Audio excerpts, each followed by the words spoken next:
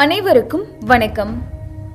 அடியும் முடியுமின்றி முடிவற்றதாக உள்ள லிங்க வடிவத்தை வழிபட்டால் வாழும் வாழ்க்கையில் எது உண்மையான அன்பு மற்றும் எதில் எல்லா வகையான நிம்மதிகள் உள்ளன என்பதை அறிந்து பிறவிகளின் உன்னத நிலையான பிறவா நிலையை அடைவார்கள் என்று ஞான வழியை போதித்தார். படைப்பு கடவுளான பிரம்மா உயிர்களை படைக்க தொடங்கினார். அந்த உயிர்கள் உயிர் வாழ தேவையான உயிர் வாயுவை அளிக்குமாறு திருமாலிடம் பிரம்மா வேண்டினார். பிரம்மாவின் வேண்டுகோளுக்கு இணங்கி அவர் உயிர் வாயுவை அளித்தார். உயிர்கள் வாழ்வதற்கான இடத்தையும் பிரம்மாவின் வேண்டுகோளுக்கு இணங்கி அண்டம் மற்றும் நிலப்பரப்புகளையும் படைத்தார். திருமால் படைத்த நிலப்பரப்பில் திருமால் அருளால் உயிர்கள் தோன்ற ஆரம்பித்தன. பிரம்மா படைப்பு தொழிலை தொடங்கினார். படைப்பு தொழிலில் அவருக்கு உதவும் வகையில் பிள்ளைகளை உண்டாக்கினார். ஆனால் அவர்களால் எந்தவித பயனும் இல்லாததால் மனம் சோர்ந்தார். அவ்வேளையில் சிவபெருமான் அங்கு தோன்றி அவரின் சோகத்திற்கான காரணத்தை அறிந்து அந்த குறையை நிவர்த்தி செய்வதாகவும் கூறி மறைந்தார். சிவனின் அருளால் அவர் எண்ணியவாறு பிரஜாபதிகளை படைத்தார். பிரஜாபதிகள் என்பவர்கள் பிரம்மாவால் படைப்பு தொழிலுக்கு உதவியாக இருக்கும் வகையில் படைக்கப்பட்டவர்கள். பிரம்மதேவர் மொத்தம் 10 பிரஜாபதிகளை தோற்றுவித்தார். மரிசி, அத்திர, அங்கிரசர், புலஸ்தியர், புலகர், கிருது, வசிஷ்டர், தக்கன், பிரகு, நாரதர் போன்றவர்கள் பிரம்மாவால் படைக்கப்பட்டவர்கள். பின்பு சப்த ரிஷிகளை தோற்றுவித்தார். அதன் பின் உயிரினங்கள் மற்றும் மானிடர்கள் தோற்றுவிக்கப்பட்டனர். ரிஷிகளின் தோற்றத்திற்கு பின் அவர்களால் தேவர்களும் அசுரர்களும் படைக்கப்பட்டனர். பிரஜாபதியில் ஒருவரான தட்ச பிரஜாபதிக்கும் பிரசதிக்கும் மொத்தம் 60 பெண் புத்திரிகள் பிறந்தனர் என வேதங்கள் கூறுகின்றன. அதில் அதிதி, திதி, தனு, கலா, தனயு, சின்ஹிகா, குரோதா, பிரதா, விஸ்வா, வினதா, கபிலா, முனி, கத்ரு, தாட்சாயினி, ரதி, ரேவதி மற்றும் கார்த்திகை உட்பட்ட 27 நட்சத்திரங்கள் இவர்களின் புத்திரிகள் ஆவார்கள். தட்ச பிரஜாபதி தன்னுடைய 60 புத்திரிகளில் 13 புத்திரிகளை காசிப முனிவருக்கு திருமணம் செய்து வைத்தார். இவர்களின் சந்ததிகளால் உலகத்தில் உள்ள உயிரினங்களின் பரிமாண வளர்ச்சி அடைந்தது. பின்பு தனது மகள்களில் 27 பேரை சோமனுக்கு மணமுடித்து கொடுத்தார். தட்ச பிரஜாபதி தான் ஏற்ற பணியை செவ்வனே செய்து கொண்டிருந்தார். இந்த பிரஜாபதி என்னும் பதவியால் அவர் உலகில் உள்ள அனைத்து உயிர்களையும் ஒரு நெறிமுறைப்படுத்தி அவர்களை நிறைவுடன் வாழ வழிவகை செய்தார். தட்ச பிரஜாபதியின் 60 புத்திரிகளில் தாட்சாயினியும் ஒருவர். தட்ச பிரஜாபதியின் 60 மகள்களில் தாட்சாயினியே தட்ச பிரஜாபதியின் விருப்பத்திற்கு உரிய மகள் ஆவார். தட்ச பிரஜாபதி மற்ற பெண் புத்திரிகள் மீது காட்டிய அன்பை விட தாட்சாயினி மீது மிகுந்த அன்பும் பாசமும் கொண்டார். தாட்சாயினி சதி என்று அழைக்கப்பட்டாள். திருமாலை வணங்கி வழிபட்டு வந்த பிரஜாபதி தன் வம்ச மக்களையும் அவ்வாறு வழிபடச் செய்தார். தாட்சாயினியும் திருமாலை பக்தியோடு வழிபட்டார்.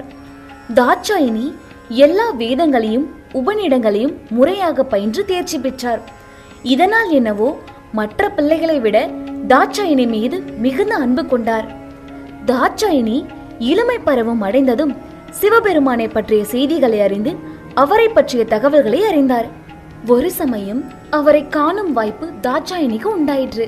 அந்த நொடியில் சிவன் மீது தாட்சாயினி மையல் கொண்டாள். மையல் எண்ணம் கொண்ட தாட்சாயினி சிவனை எண்ணியே காலம் கழித்தார். பூஜை புனஸ்காரங்களில் ஈடுபடாமல் சிவன் மீது மையல் கொண்டார். இதை அறிந்த தட்ச பிரஜாபதி தன் மகளிடம் ஏற்பட்ட மாற்றத்தை கண்டு அதிர்ந்தார். அதற்கான காரணத்தை மறைந்து தன் மகளை சிவன் மீது கொண்ட மையலால் ஏற்பட்ட மாயவெளியிலிருந்து அகற்றி தன் மகளின் எதிர்காலத்தை காக்க எண்ணினார். பிரஜாபதி ஆயினும் அவரும் பெண் புத்திரிகளின் தந்தையாவார். பின்பு இந்த பிரச்சனையை தனது தந்தையான பிரம்மதேவரிடம் முறையிட சத்தியலோகம் சென்றார். அங்கு சென்று தன் தந்தையிடம் தட்ச பிரஜாபதி அதற்கான தீர்வை அளிக்குமாறு கேட்டார். தீர்வை கேட்டு சென்ற பிரஜாபதியிடம் பிரம்மதேவர் தாட்சாயினி என்னும் சதி பராசக்தியின் அம்சம் என்றும் சிவபெருமானின் மறுபாதி என்றும் கூறினார். நீ மேற்கொண்ட பல யுகங்களின் தவத்தின் பலனாக ஆதி பராசக்தியிடம் வாங்கிய வரத்தின் பலனை ஆதிசக்தியே உனக்கு மகளாகவும் எனக்கு பேத்தியாகவும் பிறப்பெடுத்துள்ளாள். அதனால் சதியையே சிவனுக்கு திருமணம் செய்து வைப்பதே சாலச் சிறந்தது என்று கூறினார். தந்தையான பிரம்மதேவரிடமிருந்து சற்றும் எதிர்பாராத இந்த பதிலால் திகைப்புற்ற தட்ச பிரஜாபதி சினத்துடன் அவ்விடத்தை விற்று அகன்றார்.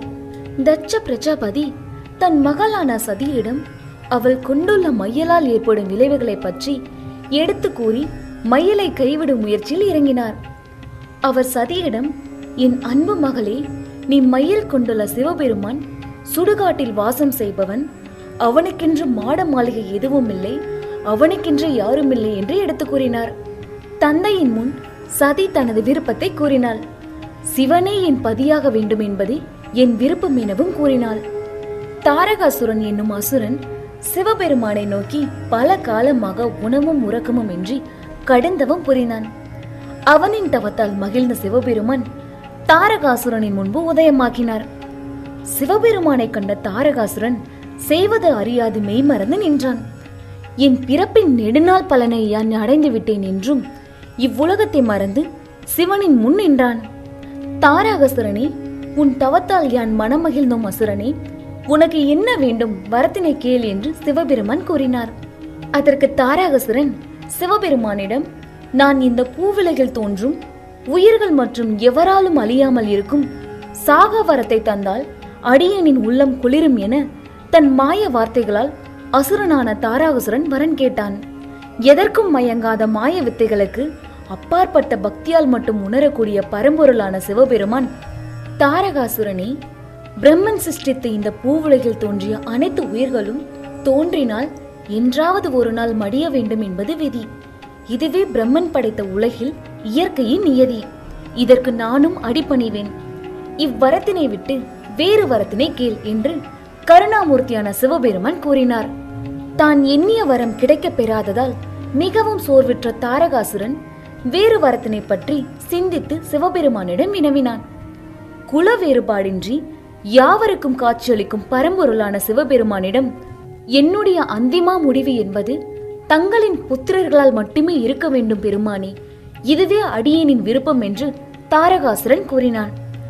தாரகாசுரனின் இந்த வரத்தினை கருணாமூர்த்தியான சிவபெருமான் அளித்து அடியேனின் மனதை குளிர வைத்தார்.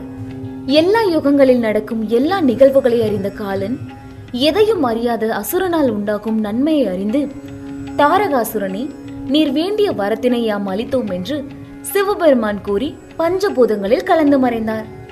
சிவபெருமான் தாரகாசுரனுக்கு வரம் அளிக்கும் போது ஆதிசக்தி இல்லாத யோக வடிவிலே உலகில் உள்ள அனைத்து ஜீவராசிகளுக்கும் காட்சியளித்தார். ஏனெனில் சிவனின் ஒரு பாதியான சக்தி தட்ச பிரஜாபதிக்கு மகளாக பிறந்துள்ளார் என்பதை மும்மூர்த்திகள் மட்டுமே அறிந்தது. அனைவருக்கும் நன்றி. இதன் தொடர்ச்சியாக அடுத்த பதிவில் கேட்கலாம்.